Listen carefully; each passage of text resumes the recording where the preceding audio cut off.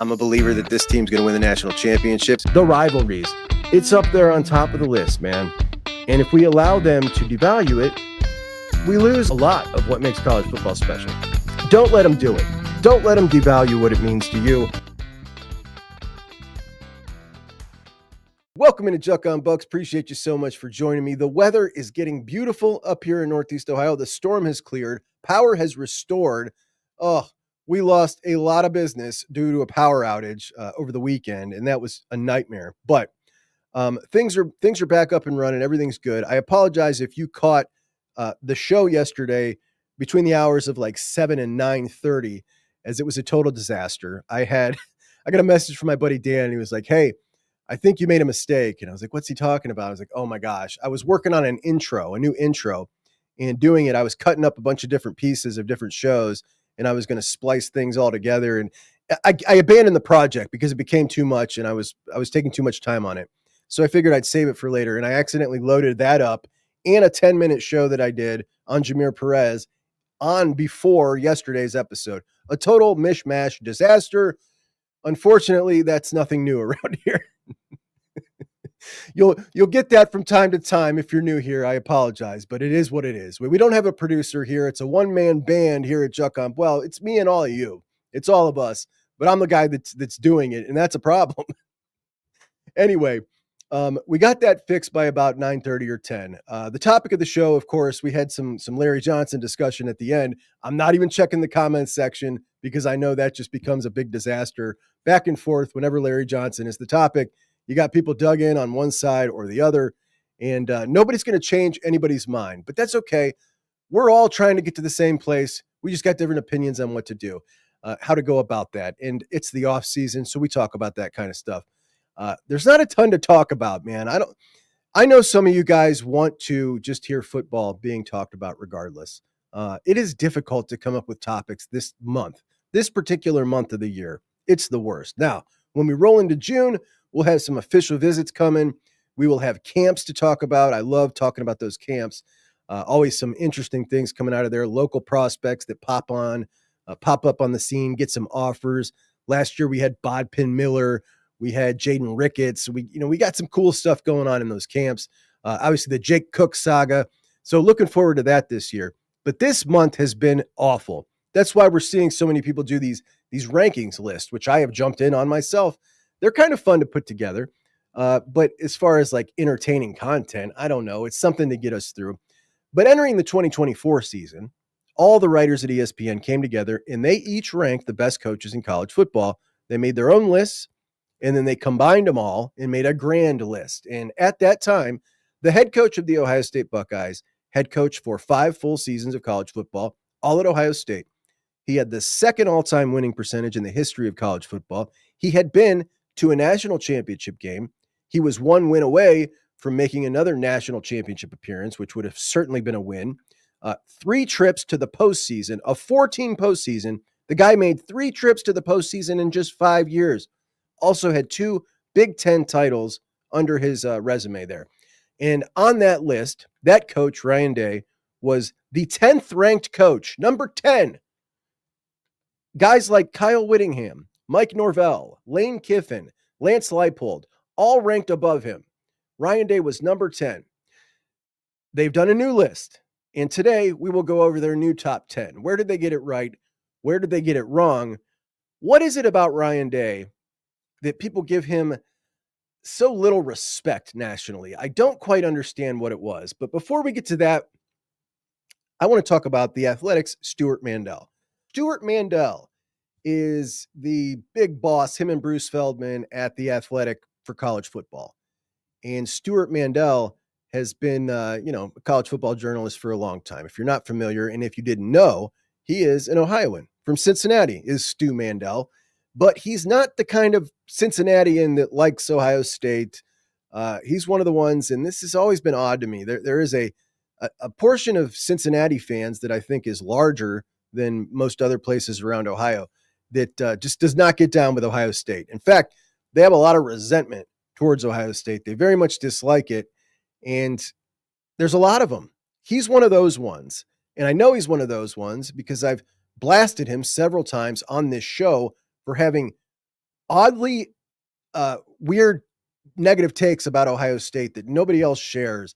And it just is like, this has got to be one of these type of Cincinnati dudes. And we've gone over it many times, but I think that what I'm about to talk about now is the biggest example I've ever seen of it. So Stu Mandel makes a list of the 25 best teams since the year 2000. And he decides to rank these teams. Obviously, this is a difficult task. I would never sit down and do this because it's a whole lot of research and a lot to do for a segment that I don't think is going to be that great. But I don't want to knock his order too much because of that, because I've noticed that until I started doing these lists, it is really a whole lot harder than I ever thought it was. I used to just criticize people's. I'm going to criticize his, but not for the order that they're in.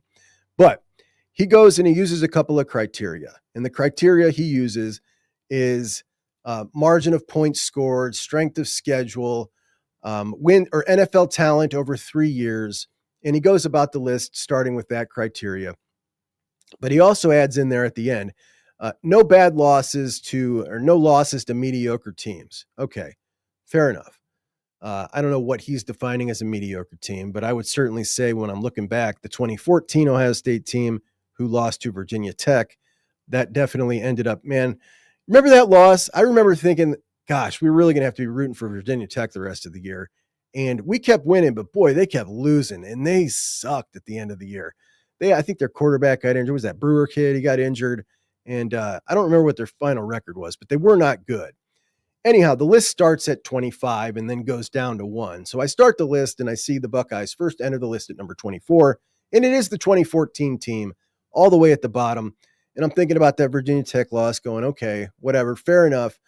And then I move down to 19. I see the Buckeyes again. We got the 0-2 Buckeyes. Now, granted, they're not going to score big in his points scoring margin category, but they're going to make up for that in NFL talent. And how about the opponent they beat? The opponent they beat was a team that everybody would have expected, hey, at the time, if we're looking back in 2025, looking back, this Miami team is going to be one of those teams that's on a list like this.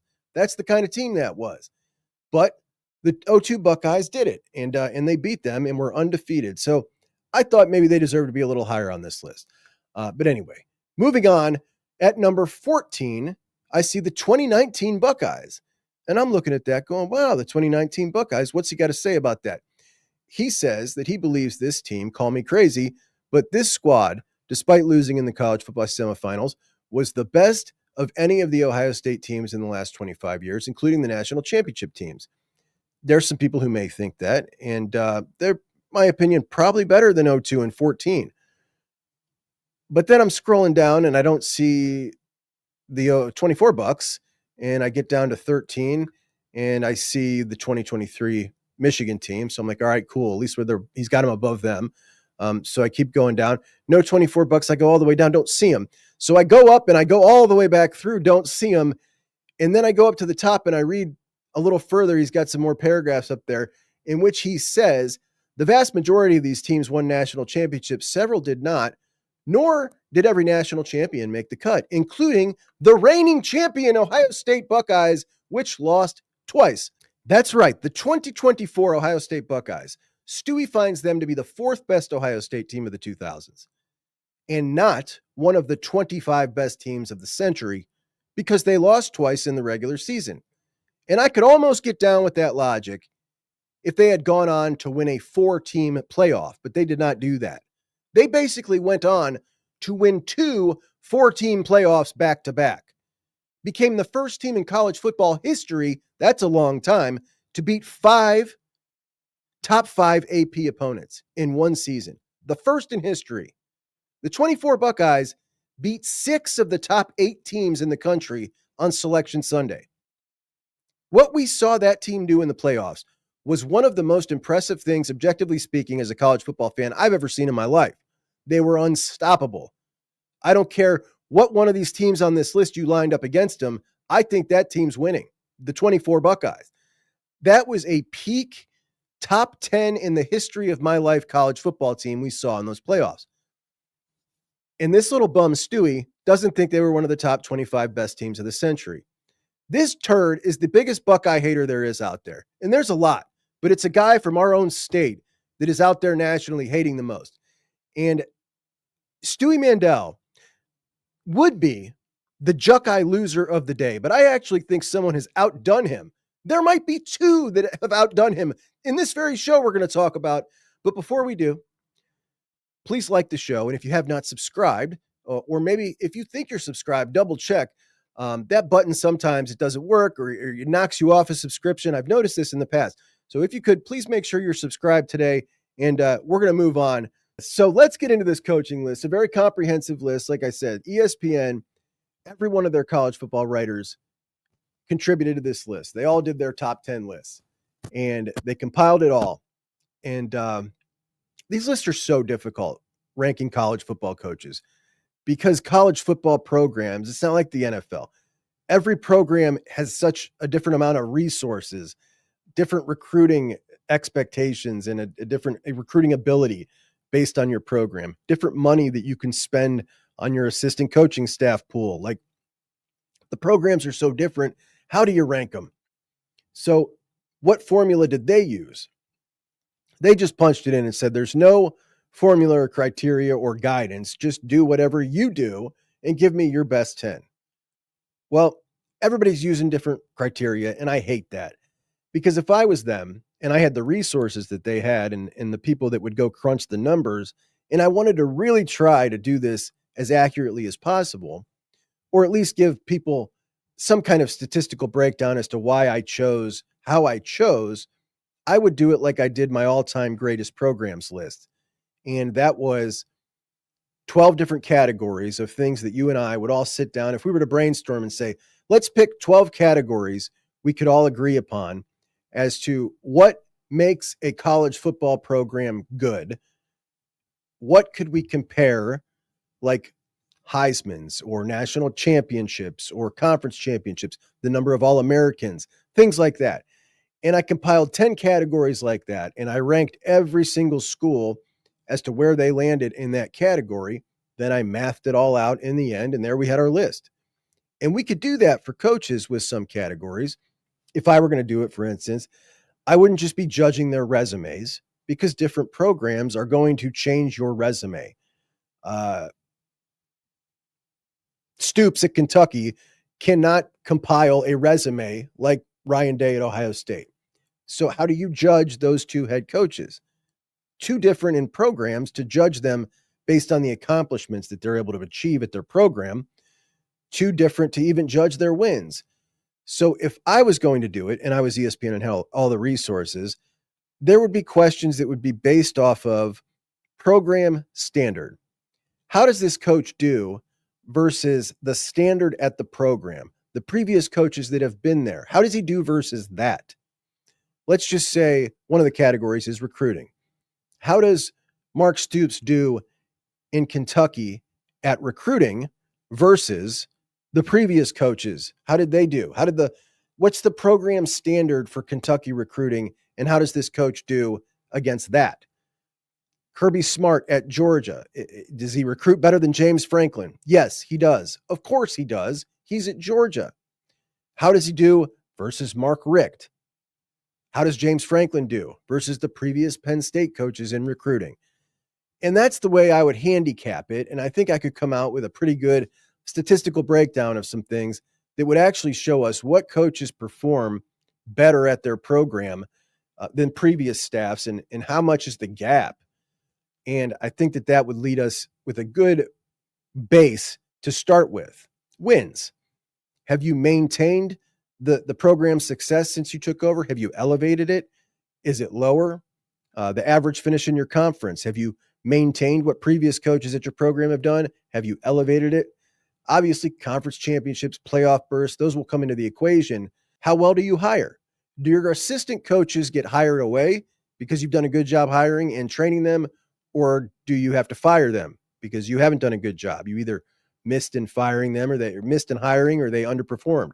So I would go down and I'd figure out 12 different categories like this and crunch all those numbers and spit out the data and go from there if I was ESPN. But that's not what they did.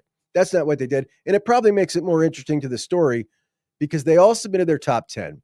Then ESPN accumulated all their data, spit out the results, and then they looked at the outliers. So the people that were maybe if, for instance, if you chose Mark Stoops, where is Mark Stoops on everybody else's list? Well, he's about 15, but this guy has him at number 3. And then they'll go talk to this guy, the one outlier, and say, hey, everybody else was about here on this guy. You had Mark Stoops at number 3. Can you explain how you came to that decision? So they go and get some of these explanations from these people, and these explanations are gold. And that's why I want to go over this list. And this is where we find our second JUCK loser of the day. So here's the list. At number 10, the first Ohioan making his debut on the list, Matt Campbell, Mount Union's own Matt Campbell at Iowa State. Iowa State, this dude is 64-52. Last year, they were 11-3. That is the first double-digit win season in program history. And check this out. This is a ridiculous stat as you can get, right? You want to talk about program standard? From 79 to 2016, when Matt Campbell was hired, Iowa State had won 3 bowl games. They had 11 players taken in the first 4 rounds of the draft, and they had won 9-win season. In Matt Campbell's 9 years at Iowa State, he has won 3 bowl games himself, had 12 players drafted in the first 4 rounds, and 2 9+ win seasons, including that 11-3 season. So what he's done in the last 9 years for Iowa State is better than what the program did in the previous 35 years. That is crushing program standard. That is a coach that is a culture builder. That's developing players. That's hiring the right staff. That's the definition of the type of guy who belongs on a best coaches list. And he definitely deserves it. I'll tell you what's tougher, though, is making this list. It's judging the guys who refuse to move up, right? Matt Campbell's happy at Iowa State. Matt Campbell could have moved up into a job or a place where he could compete for national championships. Some people would dock guys like him or Kyle Whittingham, who comes in at number 9. Kyle Whittingham and Matt Campbell happy where they're at. But are you testing yourself at the highest level? And if you're not, can you be the best coach? I think it's a fair argument. You can't compete for national championships at that place. Do you really want to be great? Do you want to be great in your profession if you're not trying to get to a place that can actually compete? Kyle Whittingham at Utah comes in at 9. 20 seasons now, which makes me feel really old. Looking back, picturing in my mind Urban and Alex Smith out at Utah. Doesn't feel that long ago, but Whittingham been there for 20 years now. Whittingham and Gundy, both with 20 years at their respective schools, that is tied for second most at one school behind Kirk Ferentz at 26 years now, holding Iowa hostage for the last, 8 or so. That dude's got to go. But Whittingham, 167-86. They asked Adam Rittenberg to explain his vote. He had Whittingham at number 4, and 6 people didn't even have him in their top 10. Rittenberg says he cited his accomplishments despite lacking the advantages of the national powers, conference and division titles in their first 4 years in the Pac-12 each year, won 9 or more games 7 times between 2014 and 22, consistently generating wins and producing NFL players despite unremarkable recruiting classes, points to his talent as a coach, and I think he's right. At number 8, they came up with James Franklin. James Franklin, 125-57 in his career, 101-42 at Penn State. 101-42. I'd have thought it might have been a little better than that. James Franklin, always a hot button guy when on these lists. Wild opinions. 5 people left him off their ballot altogether. Bill Connolly had him at number 5. So they asked Bill Connolly, why number 5? And he said he's following a Mark Richt style of success over the long haul, and I respect that. He has 4 former coordinators who have gone on to hold FBS head coaching jobs. That number will grow when Andy Kotelnicki joins those ranks soon. He has a PhD in program building at this point. And I think he's right. And one of my criteria, how well do you hire coaches? Are you firing them or are they getting hired away? James Franklin has been excellent in this category. Obviously, what he did at Vandy, building that program and building Penn State back up, consistently winning every game he's supposed to win. There's a tremendous amount of value in that. I also think that he is generally clowned on and underrated by the general public. If I was a Penn State fan, I would be irritated that he never wins games that you would expect him not to win. But at the same time, having such a high floor also feels pretty good as a football fan. At number 7, they've got Kalen DeBoer. These people literally had Kalen DeBoer in like the top 3 last year, but he goes to Alabama, first year on the job. I don't know what they were expecting, but he gets dropped down to number 7. His career record, 46-13, plus a couple of national championships at the NAIA level, 15-3 against top 25 teams in the past 3 seasons. That is the 3rd most wins against top 25 teams, behind Kirby Smart's 23 and Ryan Day's 17. So that is performing your best against the best competition. Guys that come into big-time football with a background of winning at smaller divisions, Kalen DeBoer explained this really well once. When you look at like Marcus Freeman, when we saw him his first couple of years and the mistakes that he made, look at Sherrone Moore last year, the blunders that these guys make, just actually calling the game at the end of games and such. When you get these guys like DeBoer who come in from lower ranks, they've seen every situation in football. They understand, the level of football doesn't matter. They understand how to call a game. They understand how to use their timeouts.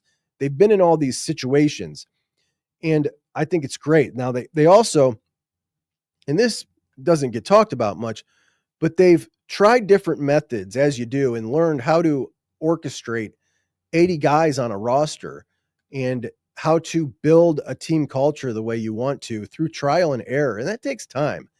And I think that when you get these guys who have succeeded at a high level in lower levels, like him, like Brian Kelly, like they know what they're doing already as far as that stuff goes. And that's a big advantage. Now you can concentrate on everything else when guys like Marcus Freeman, Sherrone Moore are trying to find their way with all that and handle everything else. At number 6 is Dan Lanning. Now, if we were just basing this straight up off a resume, there's no way Dan Lanning should be over Kalen DeBoer. They've coached the same amount of seasons, and our man DeBoer has made a national championship game at a place with less advantages than Dan Lanning has had. Also, a couple of national championships at lower level football. So no way should Lanning be over DeBoer, unless you're using the who would I hire test, which a lot of people use when they go about these coaching things. It's, who would I hire if I was the GM right now? But this is football. Most of us like or are more attracted to the tougher, more cocksure guy, and that is Dan Lanning. DeBoer seems like kind of a laid-back, chill dude. But obviously Lanning's done a great job. 35-6 at Oregon. That is the 4th most wins in the FBS since he's taken over, behind Georgia at 39 and Michigan and Ohio State tied at 36. That's a hell of a stat. Harry Likes had him at 4th. That was his highest ranking. What did Harry have to say? Harry said, I went into this considering experience and success, but also asking myself, here it goes. What coach would I hire if I was starting a program? The ability to get the most out of players. He carried Oregon's momentum from the first 2 seasons to the first season into the Big Ten by winning the conference. That's all fair. At number 5, we got Steve Sarkisian. Sark, 84-52 over his career. Pretty damn impressive, man. 38-17 at Texas. He was good at Washington. He was starting off good at USC. 2 straight years in the top 5, 2 straight years in the Final Four, and a pair of voters who had him at number 2, including Chris Rolls, said he's one of college football's most well-rounded coaches. He's an offensive mind and a juggernaut recruiter. He hires good people and building a program to compete in the SEC on the lines of scrimmage. And then they made it to the conference championship game. There's a lot more to come, even if you may be leery of Sark because of his personal issues in the past and the way it ended at USC. Now, I don't know why he's putting that in there, man. Like, that comes off. Okay, so the guy made a jerk of himself at USC, had a problem with booze. He's been sober for quite a few years now. It was clear that the booze was the problem. So, yeah, I don't even know why you put that in there. But anyway, people tend to never forgive or never forget when it comes to guys with problems like that. There are two people who left him off their list entirely, including Bill Connolly, and his reasoning, you learn about yourself when you make a list like this. I evidently prefer coaches who have done more with less and have a long track record. I'd probably have him about 11th or 12th. All right, let's move to number 4. We've got Marcus Freeman, our second Ohioan on the list, 33-10, national championship contending coach. He's elevated the ceiling of the program. He's elevated recruiting. He's young. He's good looking. He was a beastly player, a linebacker. He's tough. He was mentored by Jim Tressel. People want to play for him. Families want to send their kids to him. He's a father. He's married. He truly believes in the school that he's coaching at, and he exudes it. I don't think there is a chance anybody could hire him away from Notre Dame, including Ohio State. He loves Notre Dame so much, he's taken shots at his alma mater multiple times. Jake Trotter voted him number 2, and he said, Notre Dame remarkably has returned to being a top 5 program, and I agree with him. It is remarkable, and they are a top 5 program. I thought that entering the year, and I said this at the end of last year, that when we look forward, I think we can count 4 programs who we can say every year are going to be national championship contending teams. That's Ohio State, Georgia, Texas, and Oregon. One more good season from Notre Dame, and they are in that category for me every year. They might be there now. At number 3, you've got that boy. That boy is that boy Sweeney, and he is 180 and 47 all-time at Clemson. The name Dabo comes from his little brother trying to call him that boy. Somehow that stuck. That is the most Southern thing ever. So you got the little brother calling the big brother that boy, and it sounds like Dabo. The family starts calling him Dabo, and somehow that sticks the rest of his life. You got to love that. But a 2-time national champion, he has done what no other coach in college football has done in this era, and that is take a program who was a good program and turn it into a juggernaut. He did that. Nobody else has done that. It's still amazing to me. Clemson is a very rare thing in the sport. What we saw them do was pretty amazing, and I'll always respect the hell out of him for that. As much as people laugh at him, and I've clowned him a lot, in his refusal to use the portal, he's now only used 5 portal guys. He's taken in 5 portal players throughout this entire time the portal has been a thing. Just 5. He's been so obtuse about it, made corny jokes about, I just got 18 transfers out of high school, and it really made people mad. And he essentially is still kind of refusing to use it, but he doesn't lose anybody. This guy has lost the fewest amount of players to the portal out of anybody in the FBS. I thought his stubbornness to do it his way was going to lead to a spiral, a downfall. But I got to be honest, he's kind of been right. Like, we look at Clemson right now, they're top 4 for everybody. They may win a national championship this year, and it's incredible that he's been able to do this without bringing in large classes, without great recruiting rankings. It's just incredible. Without the portal, I mean, it really is. It's incredible. He's one of a kind. And we clown him plenty as college football fans, and he deserves a lot of it. But he really is an impressive dude. And it's kind of like Notre Dame. Like, when people want to go to Clemson, like, they love it. They want to love it. And they like the small, intimate environment. I've been on that campus. It is pretty cool. I can see the appeal. I absolutely can. He's done a great job. All right, let's get to number 2. Number 2 is the gentleman who was number 10 last year. And that, of course, is Ryan Day. Obviously, we know everything there is to know about Ryan Day as far as his record, and 1 national championship, 2 national championship game appearances, 4 playoff appearances, 2 Big Ten championships, top 3 all time in the history of college football winning percentage, gobbles of NFL draft picks. His hires are getting hired away, not getting fired now. And that will certainly continue with the crew on staff right now as the linebacker coach, the safeties coach, the tight end coach, the wide receiver coach, the offensive line coach, all on a fast track to be coordinators and then head coaches. What more could this guy do? Top 5 class every year. The best culture in my lifetime at Ohio State. 1-4 in his biggest rivalry. That's his knock. That's his one knock. It's not a great knock, but that is a whole lot of good to outweigh that itty bitty bit of bad. which I'm not trying to minimize, but I just listed off 6 great things or 7 great things and 1 bad thing. And it's just tremendous. If he gets that turned around and he wins another national championship, we're looking at the best Ohio State coach of our lifetime. It's just the truth. If we're just talking resume, and nobody's ever going to hit like Jim Tressel hit for me. And I think it's because of my age and because he was so fatherly / grandfatherly. The way it felt to me was just different. But we're just looking at resumes. If Ryan Day can get that game turned around and win another national championship, he's the tops. He's the tops. First since Woody to win multiples. And he has absolutely got that opportunity. He could already have that done. In fact, if he makes one more appearance, that will be his 3rd. Tressel had 3 appearances in the game. It's pretty incredible, man. He's been pretty incredible. Obviously, what he took over was a great program. His first year in 2019, that team was amazing. He didn't build that team. People will always knock him for that. But we've seen a whole lot of people go into situations like Ryan Day and things fall off. You know, Larry Coker ruined Miami. It doesn't always work out. So number 1 is Kirby Smart.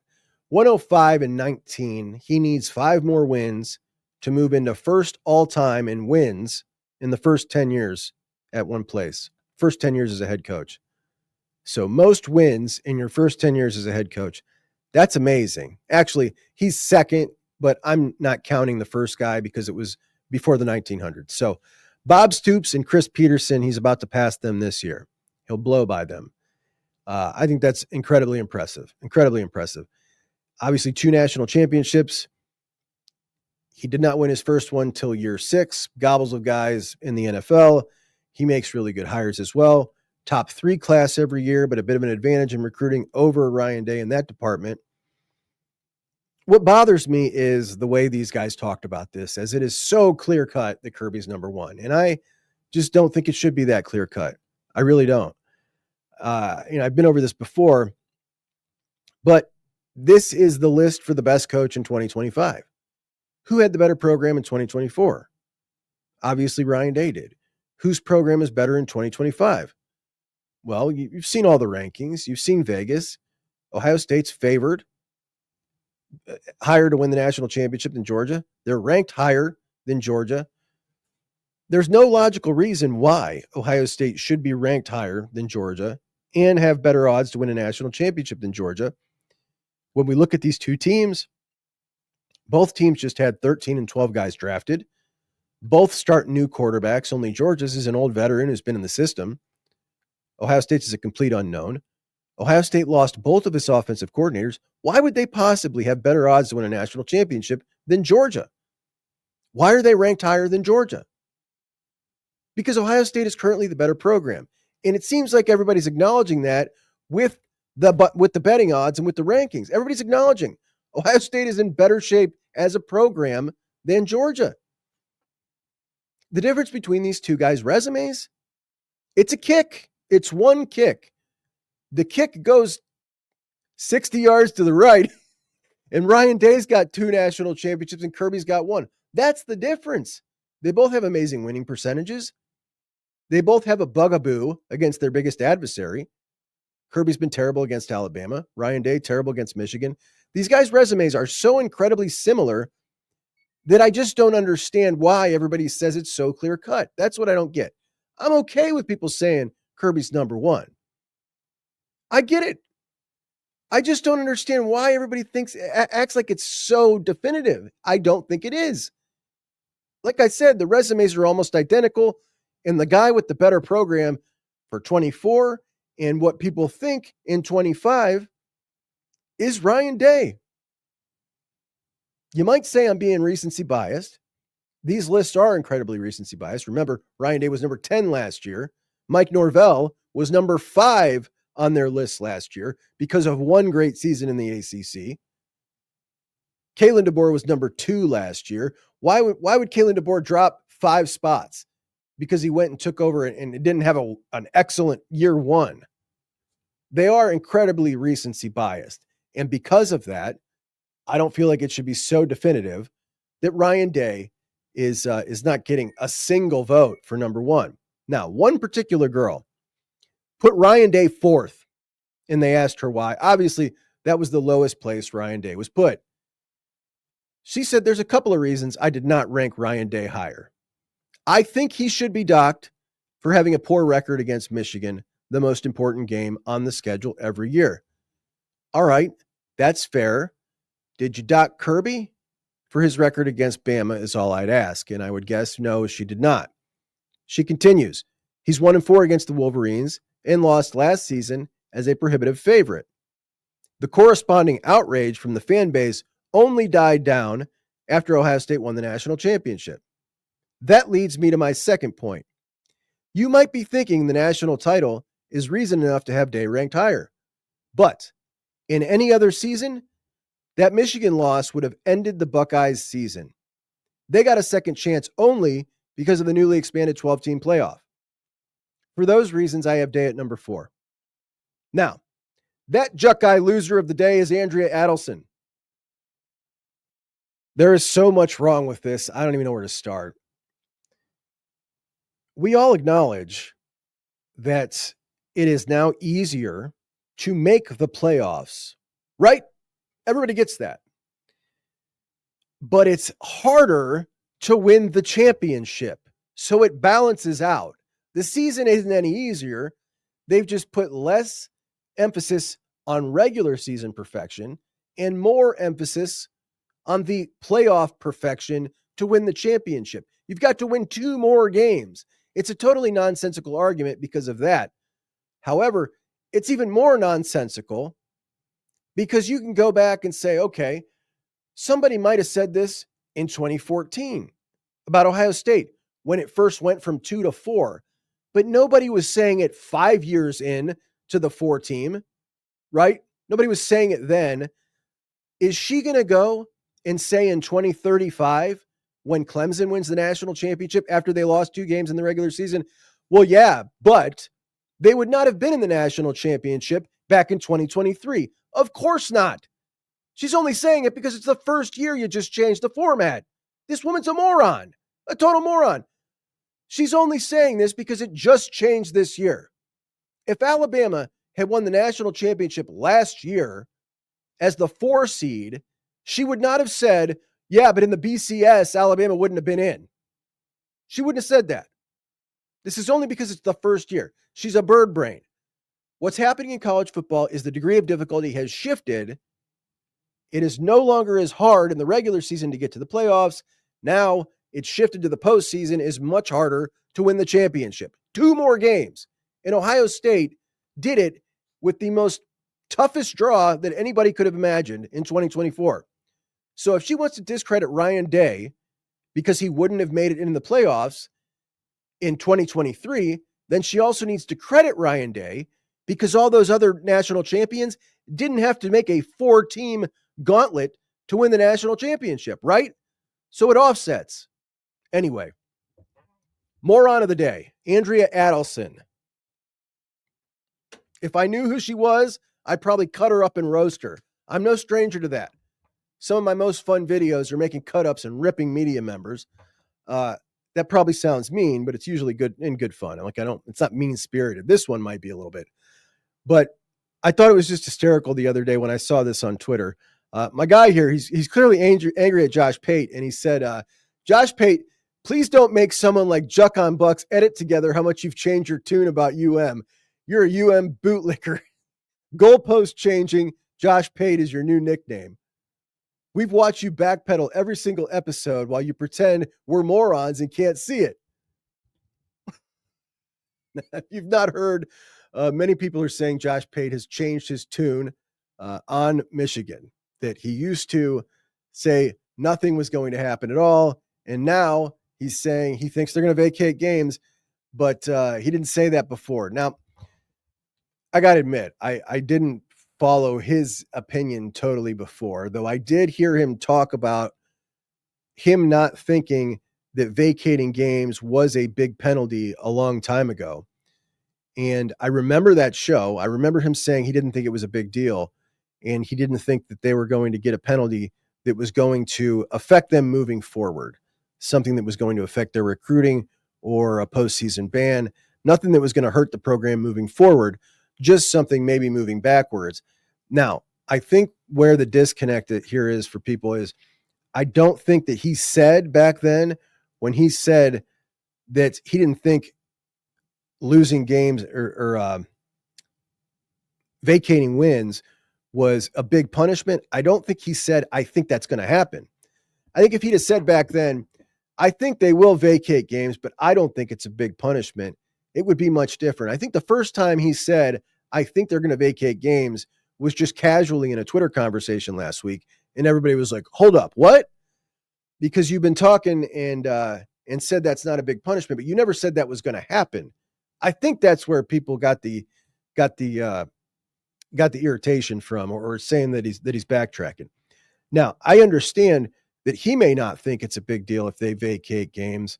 I know that I guess I should do a poll with you guys. Like, would you guys feel a lot better if they vacated games? Because I would.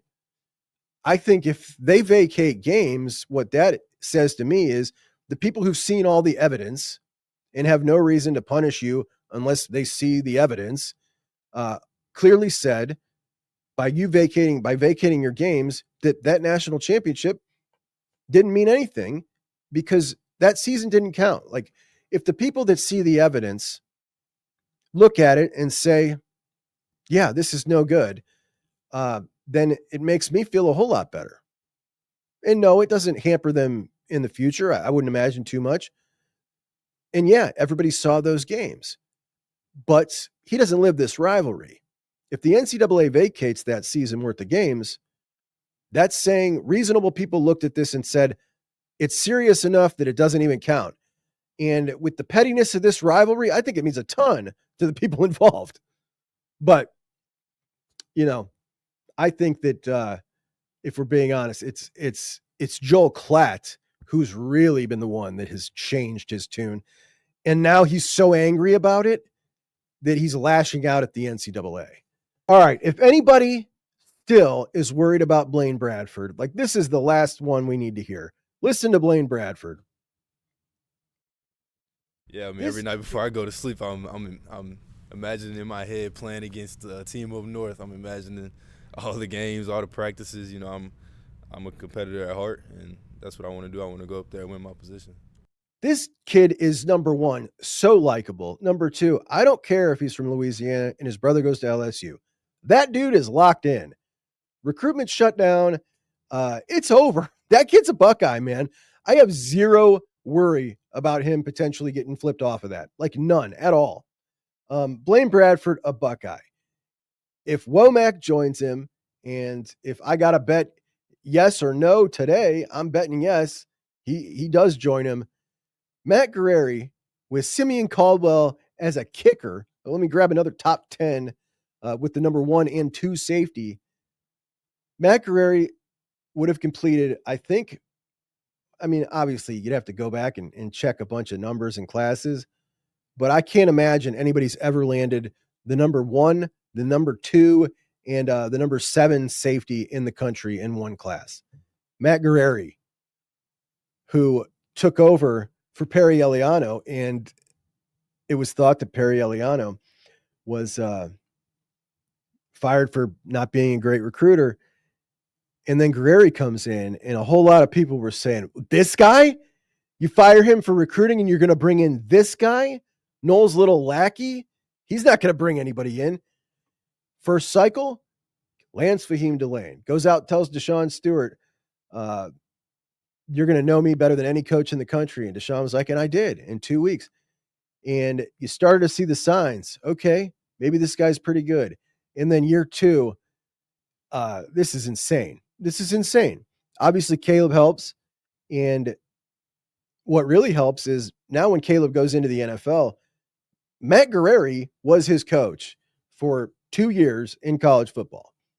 And that's a heck of a guy to have on your resume and to have vouching for you while he's tearing up the NFL.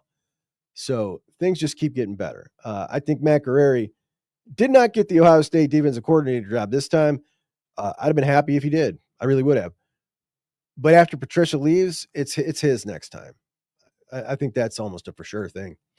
Now he will have the experience of working under Knowles and Patricia. He's going to be lethal, totally lethal. So what a hire by Ryan Day. The guy is just absolutely on my list. He's number one, and sure, that's bias, whatever. I think I lay out a pretty damn fair argument for putting him there. And he's currently running the better program right now today. So I am going to rank my my best programs. I've been working on that, top 10 programs in college football. And I saw somebody do it. I did not like the criteria. I didn't like the way they put it together. They were going back. I've seen a couple of people like, we're going to go back the last 3 years and we're going to rank the best programs based on the last 3 years. I've got a different methodology and we're going to go over that. We'll probably do that tomorrow or something. In addition, obviously, whatever news comes out from now to then. So that's where we're at. Anyway, I appreciate you guys. I'm going to go get some stuff done. I will talk to you soon. JUCK on Bucks out.